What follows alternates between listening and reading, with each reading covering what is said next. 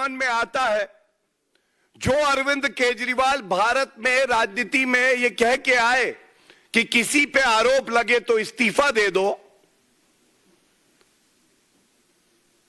ED उनको पहला समन भेजती है नवंबर 2023 में। अरविंद केजरीवाल स्वयं को सर्टिफिकेट दे के कहते हैं मैं कट्टर ईमानदार हूं। संविधान की आपने शपथ ली है तो आपको तो चाहिए कि ईडी के पास स्वयं जाएं, खाता और बही दें और दिखाएं कि आपने कोई भ्रष्टाचार, कोई पाप नहीं किया। लेकिन अरविंद केजरीवाल को लगता है खाता ना बही, जो भ्रष्टाचारी अरविंद केजरीवाल कहे वो ही सही। एक चिट्ठी लिखते हैं वो, और वो ईडी को कहते हैं कि अपना समन वापस लो। आजाद भारत के इतिहास में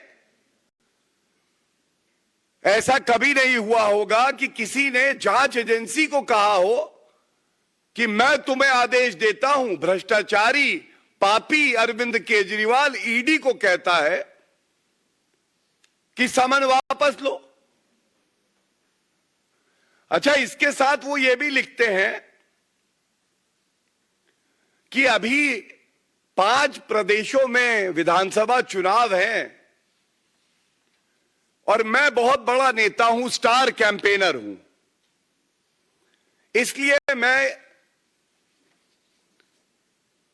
इस समन का पालन नहीं करूंगा और मैं चुनाव में व्यस्त रहूंगा। यह बात और है कि आंकड़े कहते हैं कि मध्य प्रदेश, राजस्थान और छत्तीसगढ़ में नोटा से कम वोट आए उनके। वो आंकड़े मेरे पास है, लेकिन मैं उसमें नहीं जाऊंगा। जो आज मुख्य मुद्दा है हम उस पर रहेंगे। तो पहली बार अरविंद केजरीवाल जब थरथर कांपे, घबराए, तो उन्होंने बहाना बनाया चुनाव का। फिर एक और समन दिया गया, ये 21 दिसंबर 2023। इस बार अरविंद केजरीवाल ने कहा देखिए, मैं विपासना योग के लिए जा रहा हूं, मैं नहीं आ पाऊंगा। यह कहना गलत नहीं होगा, केजरीवाल करते नहीं है योग, कर रहे हैं केवल शराब की काली कमाई का भोग। यही सत्य है। उसके बाद एक और समन दिया जांच एजेंसी ईडी ने। आज यह उम्मीद की जा रही थी कि अगर थोड़ी भी मर्यादा अरविंद केजरीवाल में बची है, कानून के प्रति उनका सम्मान अभी जीवित है, तो वो जाएंगे और सारे प्रश्नों के उत्तर देंगे। हम तो हमेशा कहते हैं अगर आपने बेईमानी की नहीं तो डरना कैसा। दूध का दूध और शराब की शराब हो जाने दीजिए, सत्य सामने आ जाने दीजिए। लेकिन आज एक और नया बहाना आया।